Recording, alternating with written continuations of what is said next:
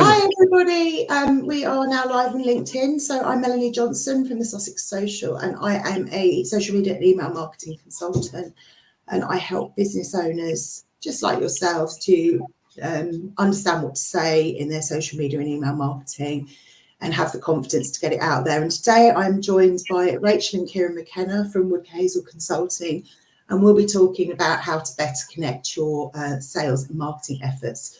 So Rachel and Kieran, do you want to introduce yourselves? Yeah, hi, I'm Rachel and this is Kieran. We are from Wood Hazel Consulting and we're a husband and wife team. And we're all about helping individuals and businesses to find the best approach that works for them to sell and market their companies so that they maximize their return at an individual business and also for their customers as well. And the benefit is you get two for the price of one, because we love helping people sell, promote, and it's a bit like having your own personal sales and marketing manager. And as I say, our thing is to make life just that bit easier, and hopefully looking forward to the next half hour to see. And I think we could all do with somebody making things a little bit easier, because there's so many myths around sales and marketing and so many shoulds, which we're going to try and dispel some of them this. But I know some people have joined, so if you have and you've got a comment or a question, then do pop it in the chat and we will either answer them within the half an hour or come back to you afterwards. So I think the first thing we wanted to cover really was this kind of what is selling, because I think I worked in sales for 12 years, and I think that there's a lot of myths around what is sales and a lot of negativity around the term, and just really about how to do it. And so many people, as you guys know, saying they feel uncomfortable with it. So Rachel, Kieran, do you want to just give us a bit of an overview of kind of what selling actually is and how you can make yourselves feel a bit better about it? And Absolutely. Sales, first of all, it's just a word, but a lot of the time it's a fact that people have something that they want to buy, and someone has something that they want to sell, and you meet in the middle. And it's going back to basics. Selling is about a compromise. People are out there trying to find things, and people are out there trying to sell things. If you can get all hung up and you can try and be things that you don't need to be. Selling is about meeting in the middle and enjoying the process and being the best of yourself. And you have to be comfortable that you may not win every sale, or there is a chance that you will lose. And some of those times, they're good things to lose, because you can't be selling to everyone. And the whole point of it is, it's about enjoying the experience and getting in there and doing your best. Yeah. And I think one of the things we talked about when we spoke earlier this week, and I'll give my example that I shared with you, had somebody come around to give me a quote for new windows. And of course, I think one of the worst stereotypes is double glazing salespeople, unfortunately. And the guy came in, and it was Anglian, which is a really big company here in the UK. And he didn't do the sales pitch on me, was really honest about the fact that he said, I'm supposed to try and sell you a new front door, but actually we've got an original 90s, 30s front door. They don't make them like that anymore. And, we had quite an honest conversation. And actually, of course, we're all supposed to go away and get more than one quote. But because I felt genuine, really enthusiastic, not pushy at all, I had a really positive experience, which makes me feel kind of really positive about Anglian. And I think one of the things we've all had negative sales experiences. I mean, I don't know how many emails I get in a week from someone who's just scraped my data off LinkedIn and is trying to sell me something that they don't even know I need, without doing that kind of research and more consultative sales piece, which I think we both agree is really important. We'll get onto that in a minute. But I think if you're struggling with sales, one of the things you can do to kind of reframe how you feel about that is maybe think about those positive sales experiences rather than the negative ones. And what was the result of that, and how did it make you feel, and how you can emulate that? Yeah, and the other thing, Mel, as well, and the most important thing is, what are you trying to achieve? You're trying to help people. Yeah. So actually, that's how you reframe it, because you nearly always find when you say to people, so why don't you like selling? And they go, oh, well, I've had a bad experience and I don't like salesy people. And you go, well, actually, yeah, that's fair enough. But what do you like? And they go, well, I like to help my customer and I like them to feel. And what is that? It is trying to help the customer get what they want. And that is selling. You don't have to use the word sales if you don't want to, but the ultimate art of the best salesperson is the person who helps you to get what you want. Yeah. And I think from a kind of personal perspective, and I talk about this a lot in my marketing, you know, it's all about the reframe. So as you said, like what's the purpose of this and how is that helping somebody? Because once you can answer that question, you can kind of flip that in your head. Yeah. I think, and that makes the process easier. The other way we do it is that Rachel is very comfortable being the quiet person. Yeah, because I think also a lot of people come to selling think they have to do all the talking and they have to, you know, tell people what it is they're offering. And it's all about, I need to get all my pitch out, my spiel. But actually, selling is about being quiet, listening and actually finding out what the customer actually wants. And then that's, in some ways, if you can sort of, you know, and this is where people get worried, very scared about selling, is they kind of think, oh, have I got my pitch right? Have I got my messaging right? But actually, it actually starts with you finding out what the customer wants, because the customer might want a variation of what it is you're offering. So if you can then, and that allows you then to adapt and tweak your messaging.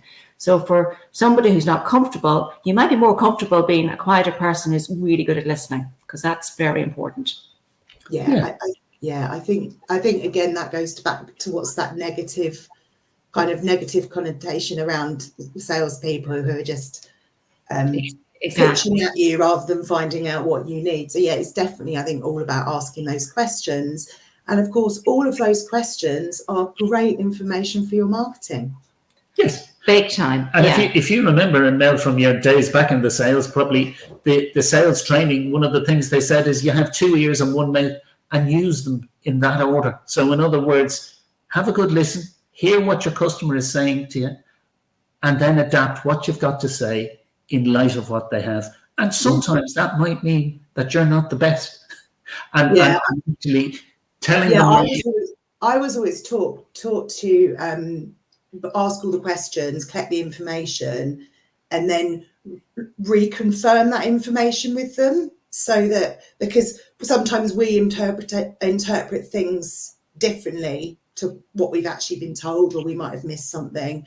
So it just that kind of reaffirming things, and don't be scared to ask a question if you've missed something. I think that's really important. I think also as business owners, we have the luxury in some ways of wearing a number of hats, which would be marketing and sales hats. So you're actually, when you have the opportunity to talk with a customer, you obviously are there maybe to try and have that conversation around, the interest in your product, but also there's a marketing opportunity there to actually take on board and ask those questions, and then afterwards feed that back into your marketing, because it might open up all those lovely opportunities to kind of double check, have I got the right avatar? Is my messaging right? Am I pointing in the right direction? Is there an opportunity for a new product offering? There's lots of different opportunities that you get when you're having those conversations with your customers. And that's really important to think about as well. So if we say we're reframing it to it being a conversation, we're reframing it to being listening, and we're reframing it to adapting depending on how the conversation is going. And more importantly, sales and marketing are working together. Yeah, I think that's important to remember as well, because sometimes people are really scared of the no. But actually a no doesn't have to be devastating. It can be really powerful as long as you follow through and find out why. I think, I think also there's an interesting interpretation there, because if somebody says, if somebody says not now, we quite often interpret that as a no, when actually what they mean is not now. And I think also there's that thing of, a lot of people talk about, I've sent a proposal and they've ghosted me. But I think a lot of the time we don't necessarily have that process to follow up with, and perhaps that the person you're sending that proposal to probably does need a nudge because it's fallen down the list of that, because it was priority then, and it's fallen down the list of 101 things that you actually need to do. That's a really important element, Mel, is that whole thing. Just because it's your priority doesn't mean it's your client's priority at the time. And understanding your buyer, your own customer buying process is really important. Because again, you need to, and that's where your marketing then really becomes very powerful, because you need to constantly be touching at each of those points to try and keep that relationship going until such time as they are ready to purchase your product. So that's where, as we always say, the overlap is very important between selling and marketing. Yeah, and I think that's an absolutely key point, because I mean, I was doing an exercise with the amazing Jodie Newman, who I'll give a shout out to, in the business show the other day, and it was about this, you know, client, because we talk a lot about new business, but it actually, you know, there's not so much information or about client retention, and you know, and that is a whole kind of different process within itself. But your marketing can really inform that, and it's just as important, if not more important, because you know, those clients who've worked with you and are happy with you, they're the good referrers, and also they're the ones that are, you know, in theory, are likely to come back. They're your best salespeople. They are, Jess, and they're also your best opportunity potentially for upselling, cross-selling, all that sort of stuff as well, because we know how expensive it is to get a customer, so you want to keep them and maximize that opportunity for as long as you can.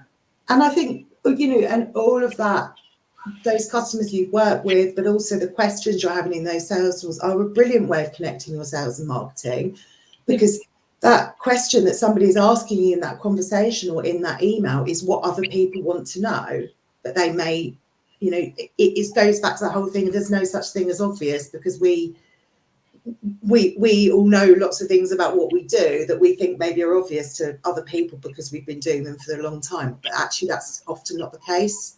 Yes. And you know, the other thing as well, going back to reframing it, is about enjoying the process of helping people and actually enjoying the process of selling and marketing, and that it's a two-way thing. And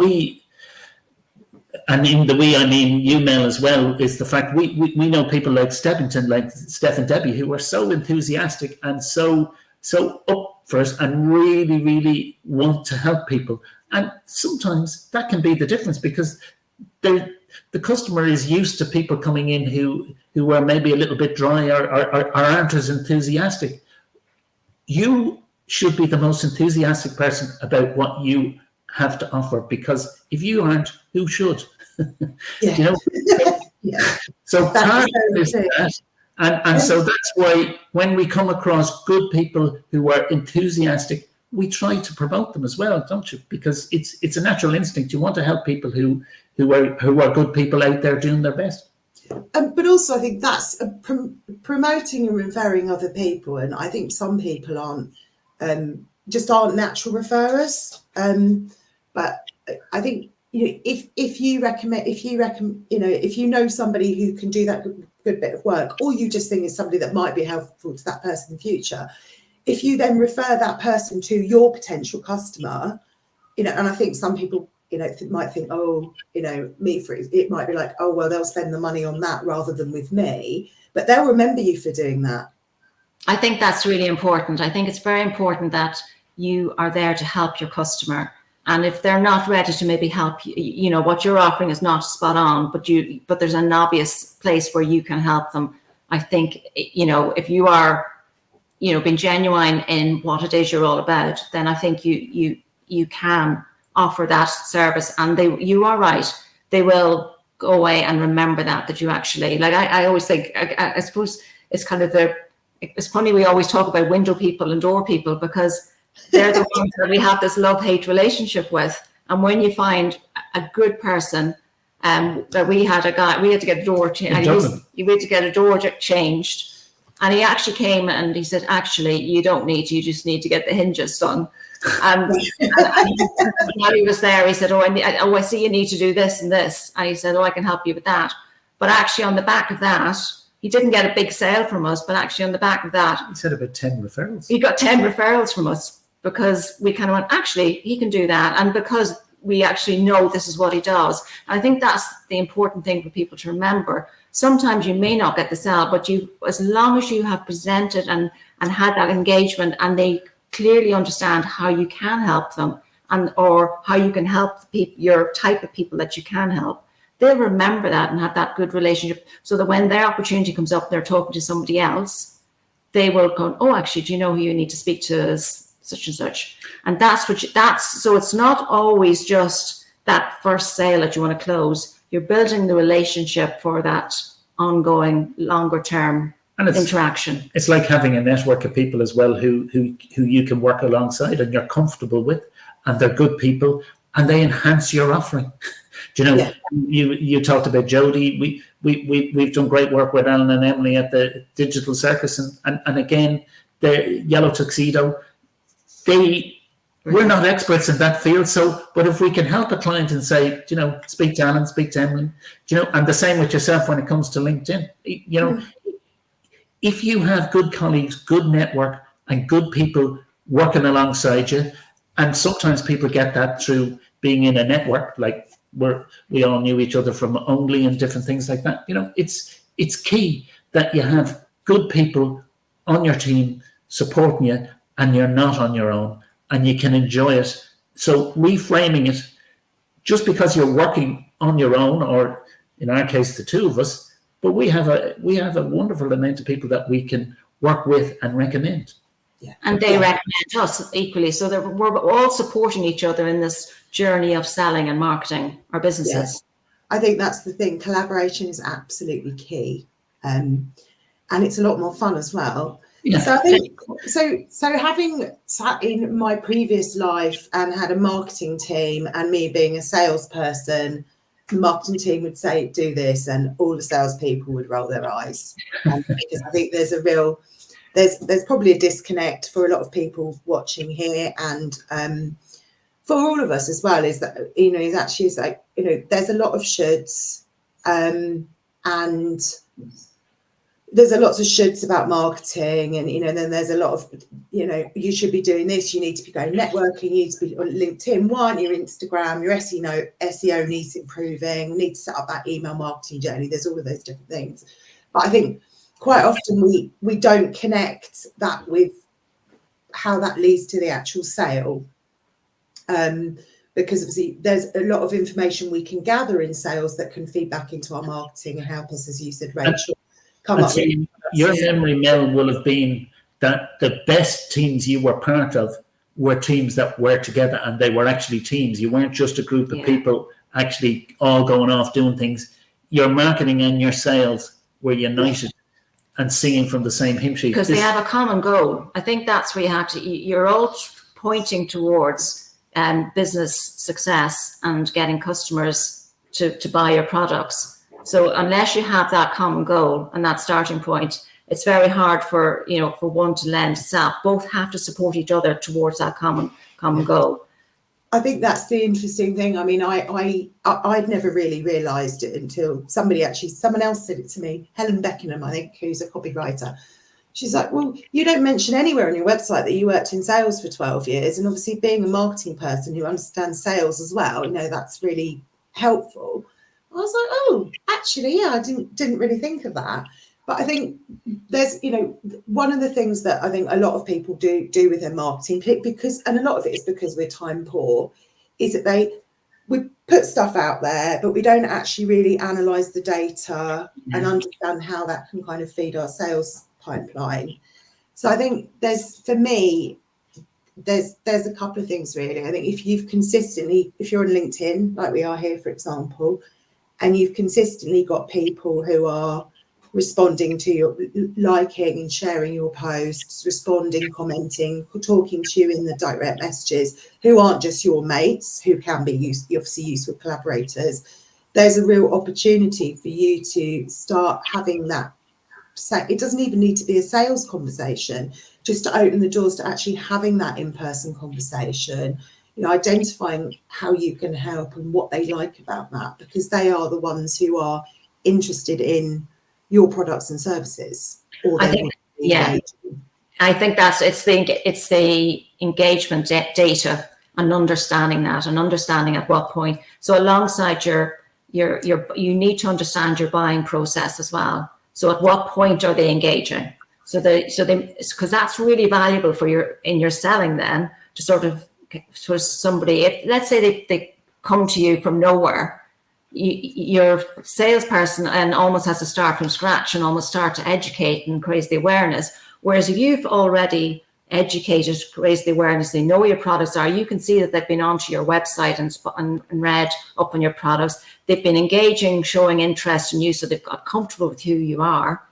Then when you start the conversation, you know a little bit about them. You know how they know a little bit about you. Yeah. So it actually shortens that sales, so you're that bit further on. So that's why understanding the engagement stage of where and as you say, the touch points along there, that's where marketing is really valuable. Yeah. And then the continuation then afterwards of the ongoing customer relationship. And the service, and never be afraid to ask, why did we win that order? Yeah. Or if you lose it, what could we have done differently? And actually, that is the best marketing you can have. And so that's your sales and your marketing working together. And actually, they may even come up with future products. They go, well, actually, if you'd had that in yellow, I would have bought it.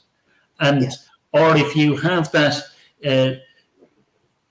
when I needed it, it's because it's all well and good having the best marketing and the best thing, but if you haven't got it in stock. Yeah, I think it's also important, even when you're having marketing can play a key role actually in the sales element as well, where you can kind of have case studies, or you can have little pointers that are useful when you're actually summarizing what's going to be relevant for them. There's nothing more useful than kind of going when somebody says, oh, my pain point is this, and you can actually have a scenario here of where that's worked really well. And that's, to actually take that element of marketing and don't forget that sort of is part of the marketing role as well. It's not all social media, it's not all awareness building. Mm-hmm. There are some support elements around the sales as well that can actually enhance the sales pitch and the sales proposal and closing it and all of that. So salespeople are helping the marketing by coming out from behind the messages and asking the questions, getting the feedback, working hand in hand with the marketing department and the marketing department will be giving them information and saying, well, actually, from what we've seen, this is what we think. And if they're working hand in hand and coming together, you'll have a much better approach. And if it's a small business, that's probably just the owner, or it's probably just the main point of contact. And I think I know Steph's watching because she's commented, but I think one of the things here is having that kind of system and process. So a really basic CRM, so you've got that information there which can be plugged into your marketing. But also, I think I know a lot of people who send out regular emails, but actually they never look at the data. And of course, that you can go in there, you can see who signed up, you have so that's indicative that they're interested in what you've got to say and what you're selling. But also you can take a look through that list and see how engaged people are and what emails they're engaging with. So just sort of funny, it's just I had a really good example the other day. One thing that is a real gripe with me is these automated email activity, where somebody reached out to me to say, did I want to have a kind of one-to-one, because and it was a local business, and I thought, let's have it. And it was a marketing area, so I thought, let's have a catch up and see. And I sent reply and said, which I rarely do now, but I thought I'll do it because I looked at their website. They didn't come back to me for 2 weeks. At which point I went, nah, you lost the opportunity. So it's just something as simple as that we need to be very careful with. So when you're using your CRM system, you put a call forward to say contact, and it can be the salesperson or it can be the marketing. It's people taking responsibility in whatever department. Whoever is responsible, they contact and they say they will need to speak to a salesman 6 months' time or 1 month's time, whatever it is. and then that person contacts, listens, and you're updating the system as you're going along. And actually, you're using the technology to support you, and it's making you a whole lot better. Back in the old days, we used to have 3 or 4 forms. You know, you'd have a yellow form, a blue form, all the things. Thank God we don't have that anymore. No. CRM. So much easier. No, there is some benefits, certainly some benefits for technology for when it works. And like I said with the email, you know, if you've got an email database, and if you haven't got one, then it's probably worth thinking about if that's something that you want to do. But you know, that can really help you actually identify who are the people that you can actually reach out with. So I think we've only got 5 minutes left, so we've done really well for sticking to time, because I know we've got absolutely hundreds of different things we could be saying around the subject.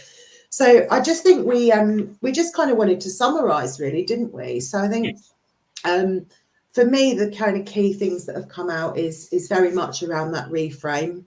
Yes, and very about comfort and being the best that you can be, and selling doesn't have to be a dirty word. It can be whatever you want it to be, and that it's a two-way conversation. Helping your clients. Yeah, and that you're using your 2 ears as much, if not more, than your mouth.